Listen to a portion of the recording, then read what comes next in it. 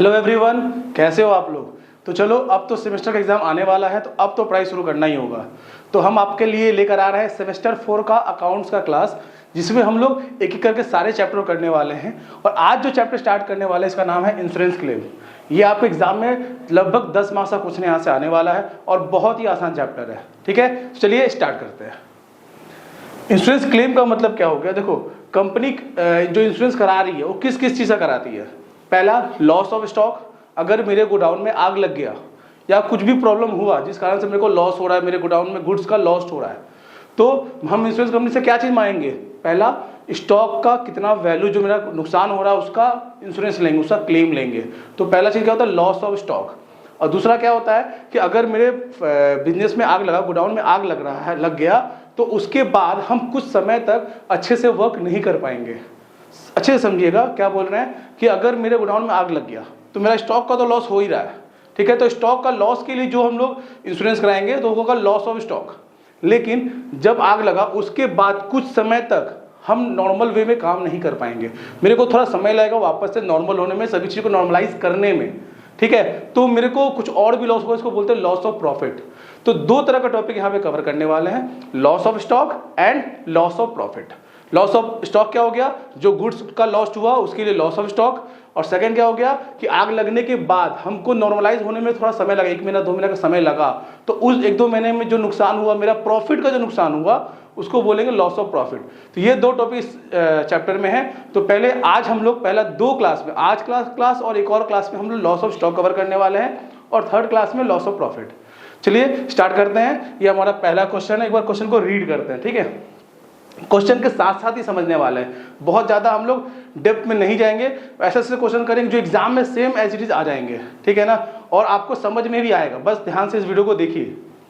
हाँ, पहला क्वेश्चन देखो क्या दे रहा है। A fire broke out in the godown of P limited on 31 March 2014। As a result stock of goods in the godown were damage. Goods worth 80 to 720 could be save. क्या बोल रहा है कि कुछ गुड्स हम लोग सेव कर लिए, उस गुड्स का वैल्यू कितना है 80 to 720। समझ में आ रहा है कि आग लगने के बाद हम तो गोडाउन से गुड्स को बचाएंगे भी ना, कि हम आग लगे हम देखते रहेंगे, ऐसा तो नहीं होगा ना। हम लोग सेव भी करने की कोशिश करेंगे। तो हमने इतने का गोडाउन में से इतना गुड्स को सेव कर लिया।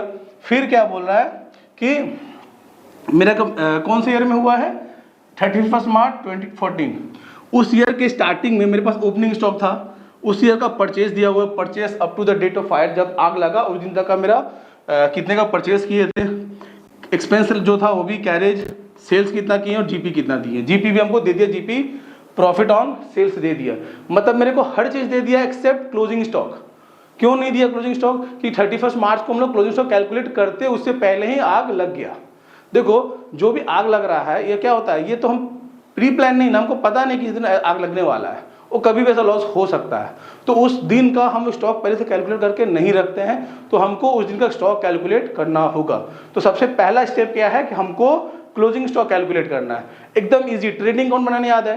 ट्रेडिंग में क्या क्या चीज़ आता है, डेबिट में ओपनिंग स्टॉक, परचेस और जो डायरेक्ट एक्सपेंस है वो, और क्रेडिट में सेल्स और closing stock.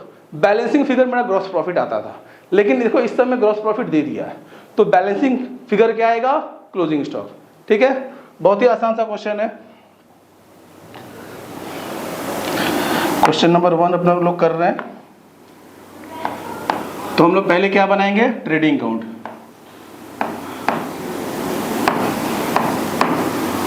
Memorandum trading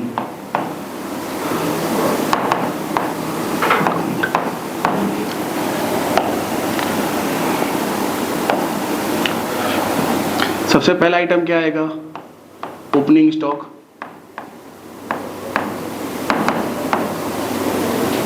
opening stock, ठीक है। ओपनिंग स्टॉक का वैल्यू कितना है, ओपनिंग स्टॉक है मेरा 1,20,000।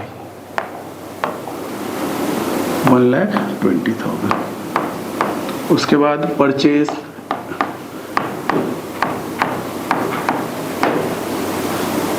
$5,20,000।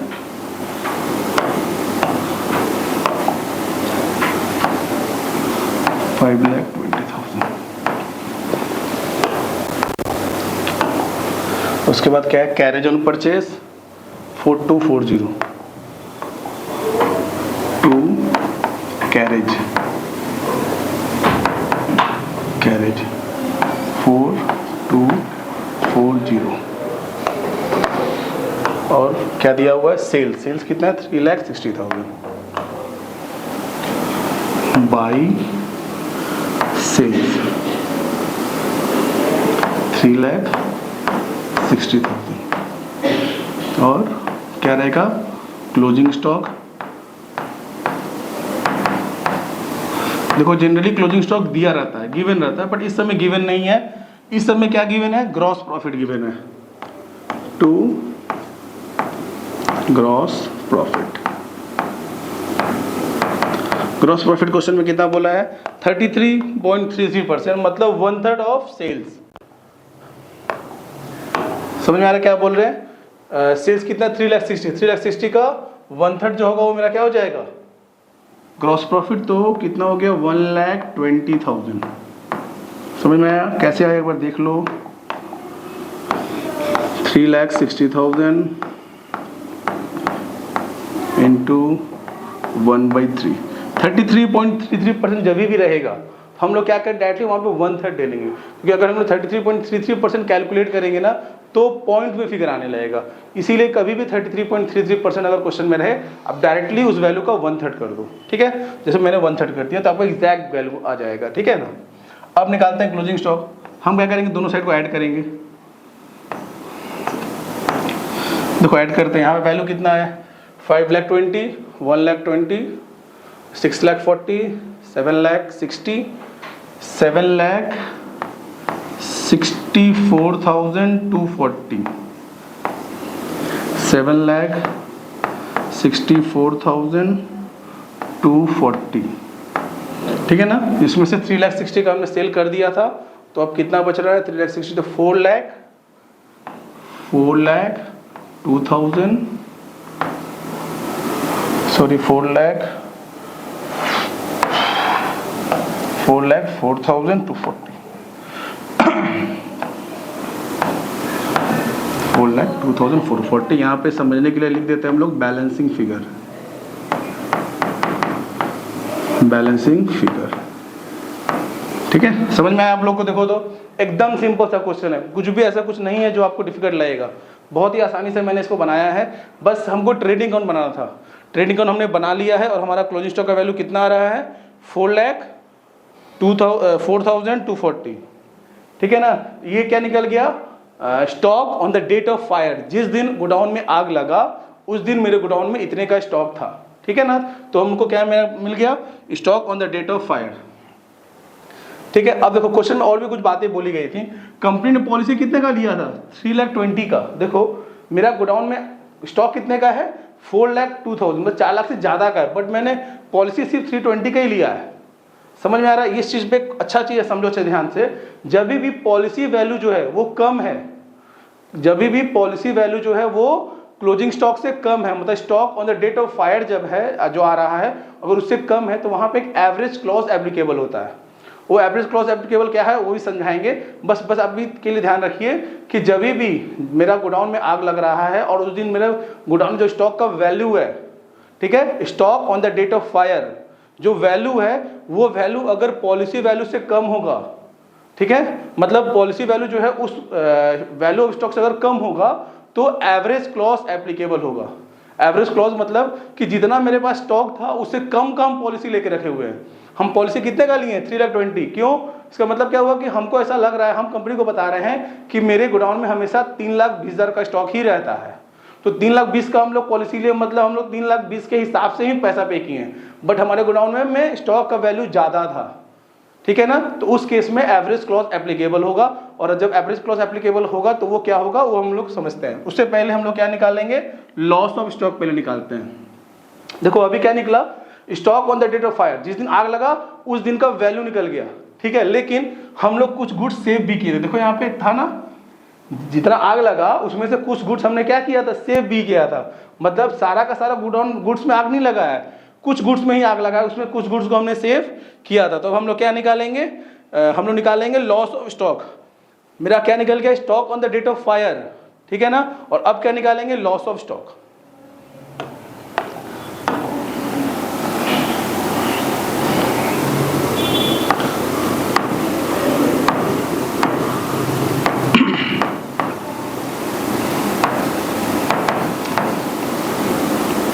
Statement showing loss of stock on the date of fire, date of fire, ठीक है। Particular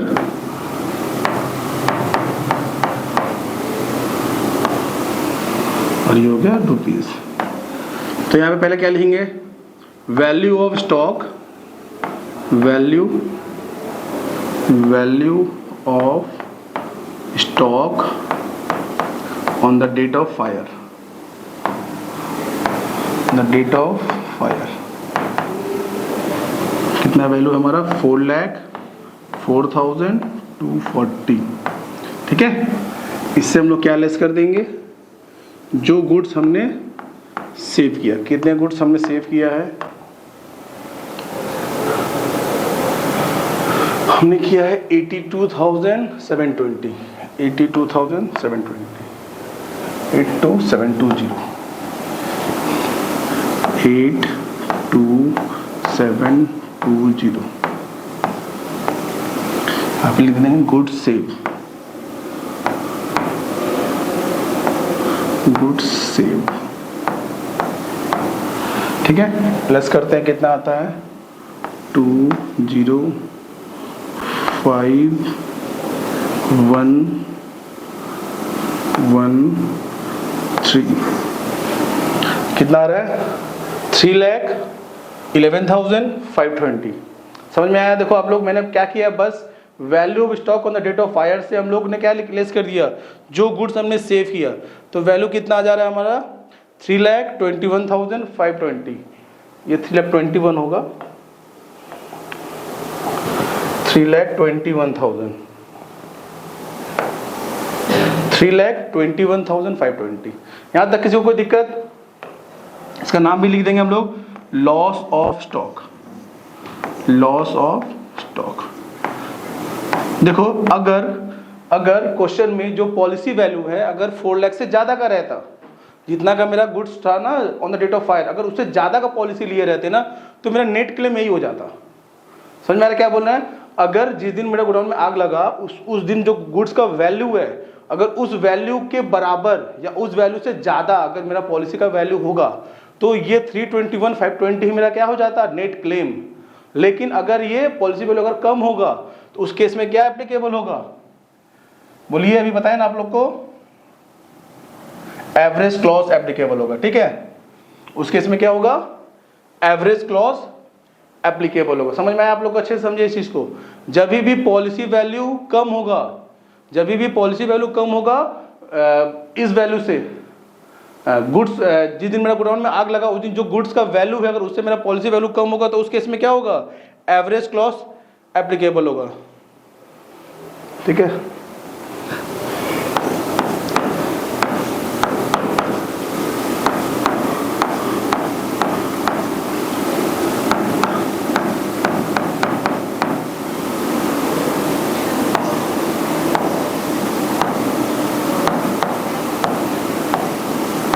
For 3,20,000, the insurance policy was taken for rupees 3,20,000, ठीक है। but the value of goods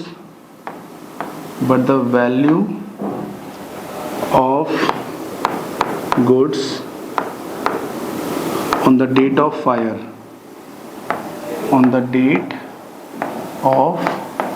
fire, is rupees 4,04,240. Therefore, average clause is applicable.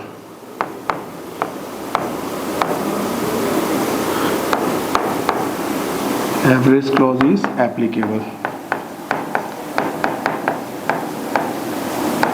ठीक है ना, बहुत simple सा चीज है।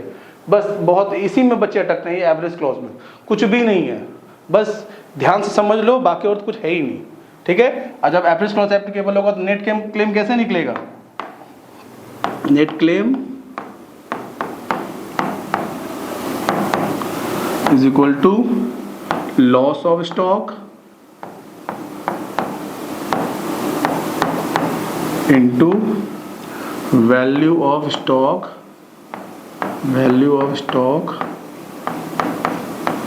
on the date of fire,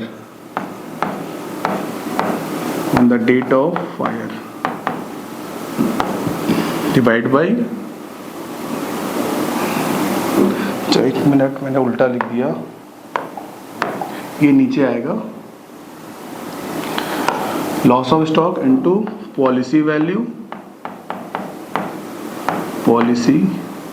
value divide by value of stock on the date of fire,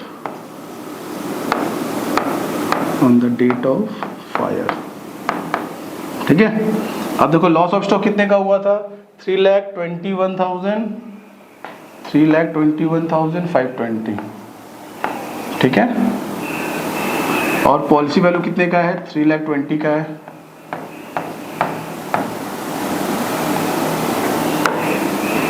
और मेरा गुड्स का वैल्यू कितना था जब आग लगा था, तो 4,04,240।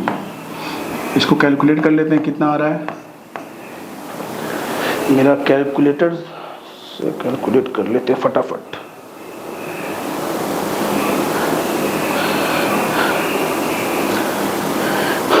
$321,520 इंटू 3,20,000 डिवाइड बाई 4,04,240, तो कितना आएगा 2,54,518। ये क्या हो गया, नेट क्लेम।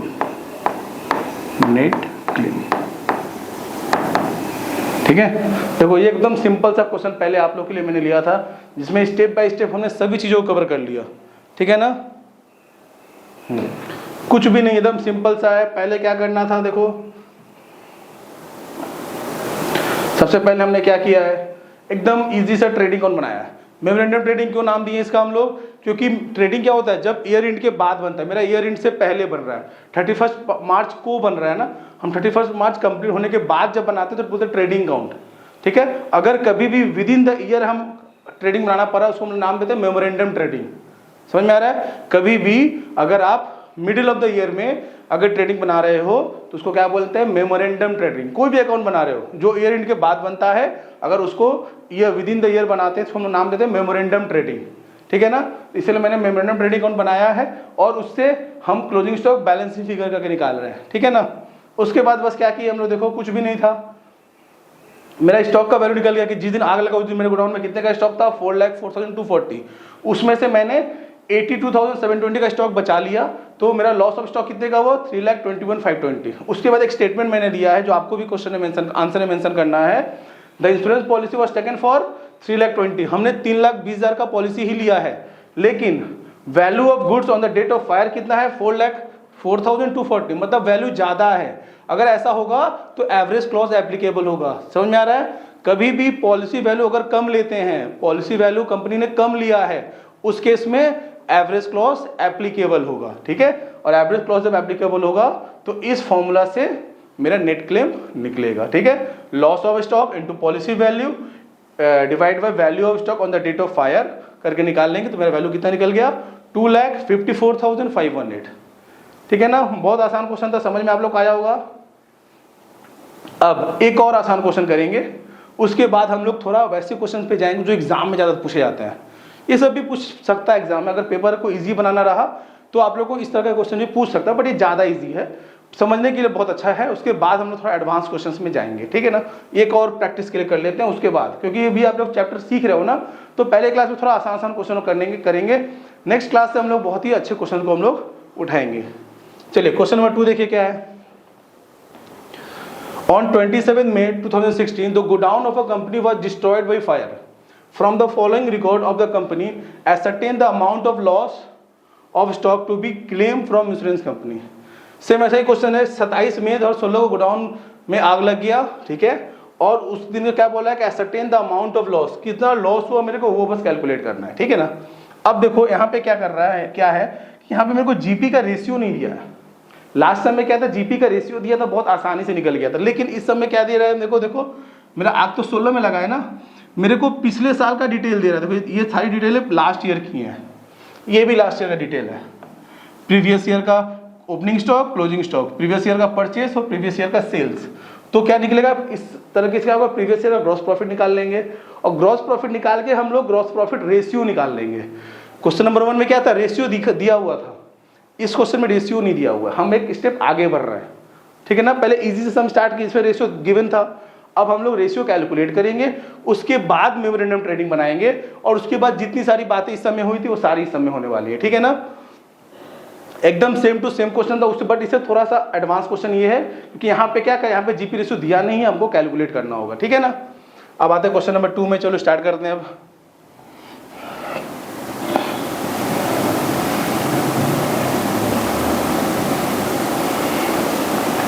तो पहले हम लोग बनाते हैं वर्किंग नोट। वर्किंग नोट क्यों नोट बना रहे हैं, ग्रॉस प्रॉफिट रेशियो के लिए, ठीक है ना। क्या बनाना पड़ेगा, पहले ट्रेडिंग अकाउंट प्रीवियस ईयर का,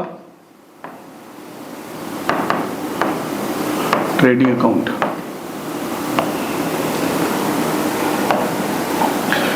ट्रेडिंग का फॉर्मेट याद है ना आप लोग को, लास्ट सब में भी किए, बट इसमें दिखा देते हैं कैसे कैसे क्या लिखते हैं। पर्टिकुलर अमाउंट, पर्टिकुलर और रुपीस का अमाउंट, ठीक है ना। सबसे पहले क्या आएगा, ओपनिंग स्टॉक,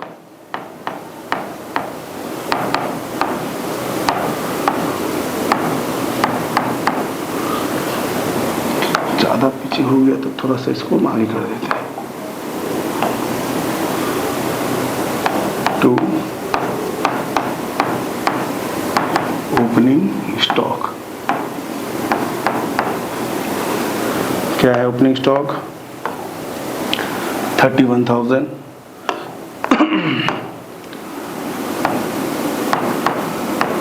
तो जो चीज गिवन है उसको पहले मैं फटाफट लिख लेता हूँ। टू परचेज, इधर में आएगा बाई सेल्स और बाई क्लोजिंग स्टॉक।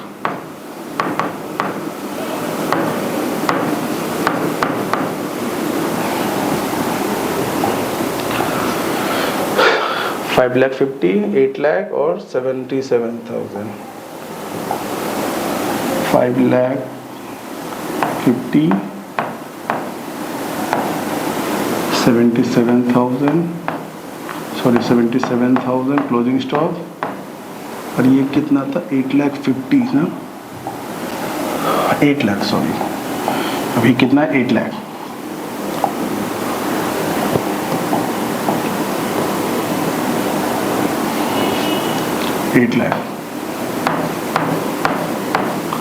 ठीक है ना। अब बस क्या करना है, बैलेंस करना है, नॉर्मल तरीका है।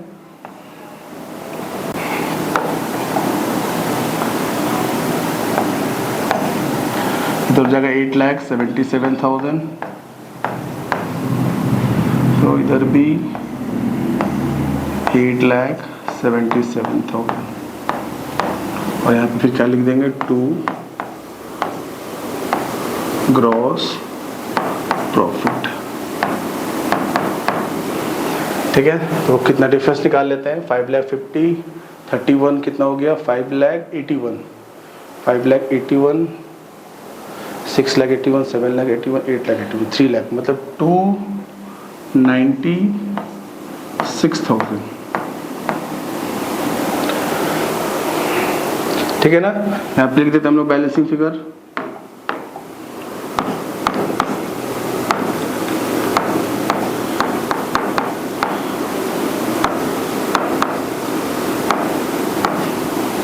देखो समझ में आया आप लोग को, पहले क्या किया हम लोग, पहले ट्रेडिंग अकाउंट बनाया। क्यों ट्रेडिंग बना रहे हैं, क्योंकि मेरे को ग्रॉस प्रॉफिट रेशियो चाहिए।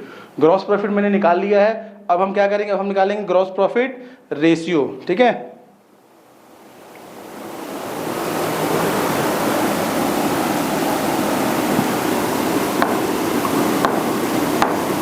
ग्रॉस प्रॉफिट रेशियो, रेशियो हमेशा किस पे रहता है, सेल्स के ऊपर। तो GP divide by sales into 100। GP कितना है, 2,96,000 डिवाइड बाई 8 लाख ना, हाँ 8 लाख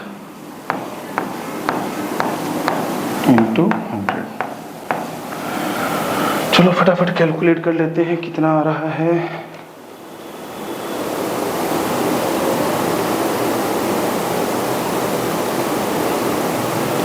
आएगा आपका 37%।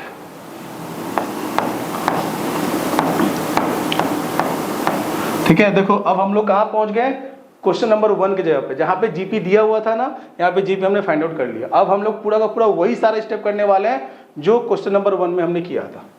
तो सबसे पहले क्या बनाएंगे, मेमोरेंडम ट्रेडिंग।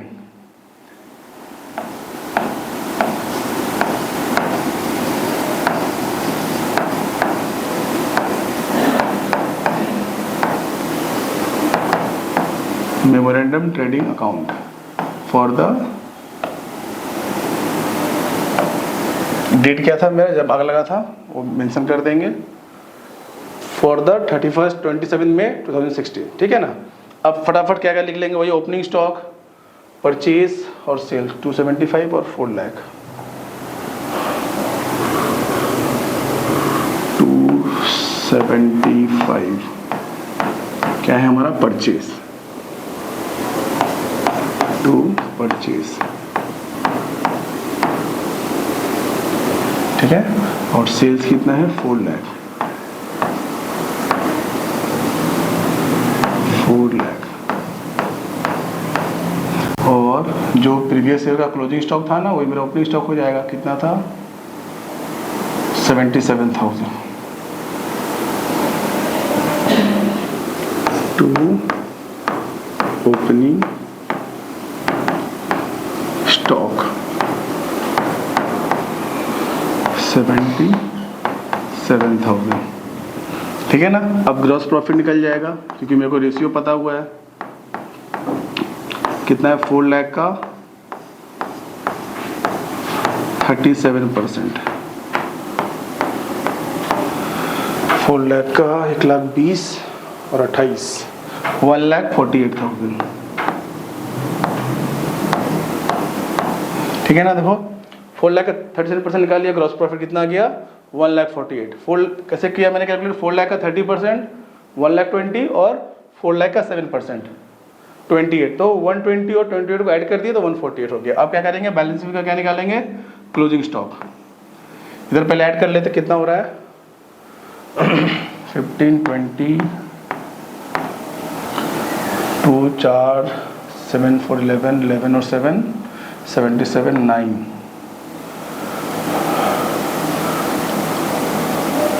सॉरी 2 जन था ना, 0 पेड, 2, 3, 4, 5, 5 लाख, 8, 7, 15, 15, 20।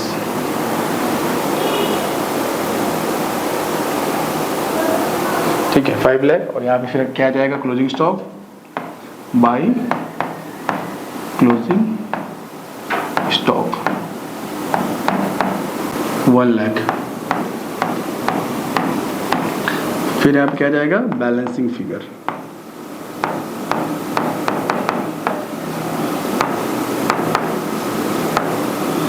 ठीक है ना। तो बहुत ही आसान है। अब इससे आसान क्या होगा बताओ, ये तो बचपन में सीखे थे, बचपन में भी इससे डिफिकल्ट सम्स कर रहे थे हम लोग, यहाँ तो फिर भी इजी है।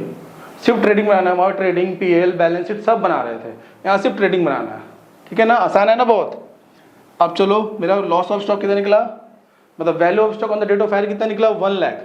लेकिन देखो मैंने पॉलिसी कितने का लिया रखा है, 75,000 का। तो यहाँ पे भी क्या होगा, यहाँ पे भी वही चीज होगा। कंपनी ने क्या किया है, कंजूसी किया है। उसने कंपनी को क्या बताया है, इंश्योरेंस कंपनी को, कि हमको मेरे गोडाउन में सिर्फ 75,000 का ही स्टॉक रहता है, तो मेरे को उतने का ही पॉलिसी चाहिए। लेकिन लॉस कितने का हुआ, लॉस के दिन गुड्स कितने का था, 1 लाख का था। मतलब कंपनी ने मतलब जो कंपनी ने इंश्योरेंस कंपनी को क्या बोला था, गलत अंडर वैल्यू लिया था पॉलिसी। जब भी अंडर वैल्यू होता है पॉलिसी तो क्या करते हैं, एवरेज क्लॉज एप्लीकेबल होगा, ठीक है ना। गुड्स सैल्वेज कितना है 18,000, मतलब 18,000 गुड्स हमने बचा लिया है। तो क्या निकालेंगे अब हम लोग, नेक्स्ट स्टेप क्या था, नेक्स्ट स्टेप था मेरा स्टेटमेंट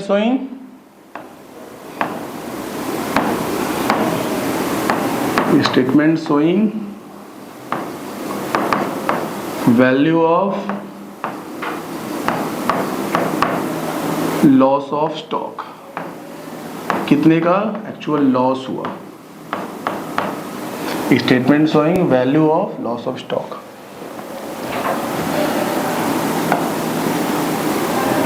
कितना, value of stock on the date of fire,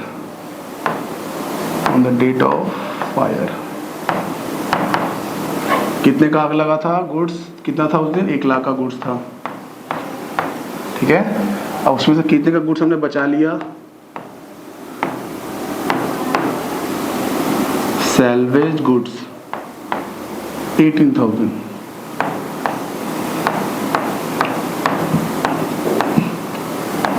तो मेरा लॉस ऑफ स्टॉक कितना हो गया 82,000, लॉस ऑफ स्टॉक, ठीक है ना। एकदम स्टेप बाय स्टेप एक ही चीज हर समय करना, कुछ भी नया नहीं है। अब क्या करेंगे हम लोग, वही स्टेटमेंट लिखेंगे ना। स्टेटमेंट क्या था लिखे थे हम, देखो आप ये लिखे थे ना हम लोग, ये वाला स्टेटमेंट 1 नंबर, हाँ क्या लिखेंगे, the insurance policy was taken for 75,000 but the value of stock, value of goods on the date of fire is ₹1 lakh, therefore average clause is applicable, ठीक है। यहां भी सेम चीज को लिखना है, चलो लिख देते हैं।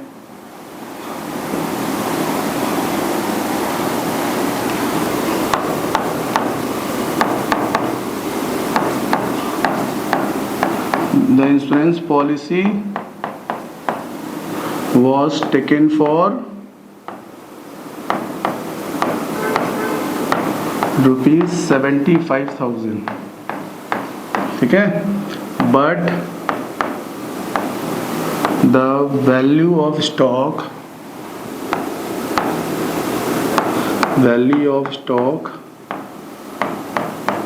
on the date of fire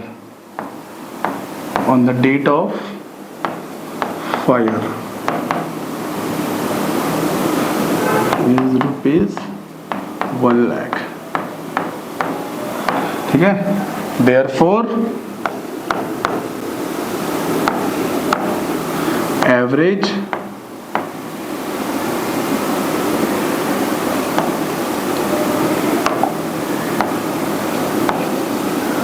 average clause is applicable,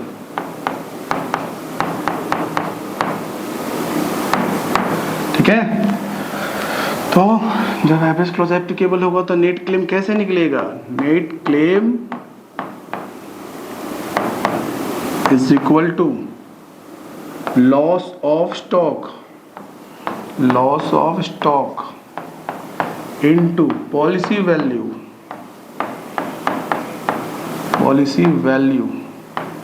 divide by value of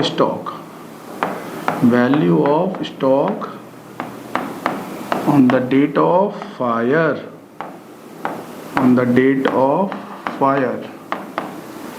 ठीक है। तो कितने का लॉस स्टॉक हुआ था 82,000 का, कितने का पॉलिसी लिया था हमने 75,000 का, कितने का गुड्स था मेरे पास 1 लाख का, ठीक है। अब बस कुछ नहीं करना है, कैलकुलेट करना है। मैं भी कैलकुलेट कर लेता हूँ। 82,000 इंटू 75,000 डिवाइड बाई 1 लाख कितना आ रहा है 61,500, ठीक है। तो नेट क्लेम कितने का हो जाएगा 61,500, ठीक है। ये हो गया आपका नेट क्लेम।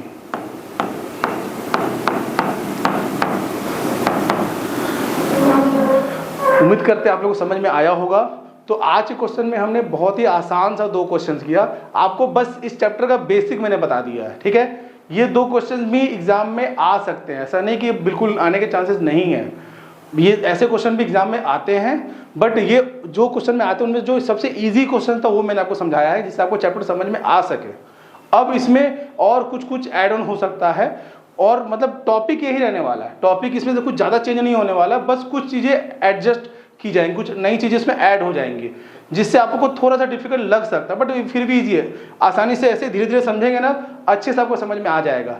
तो नेक्स्ट पार्ट में हम लोग इसका वो क्वेश्चन जो एग्जाम में आने के चांसेस ज़्यादा हैं वो हम लोग करने वाले हैं।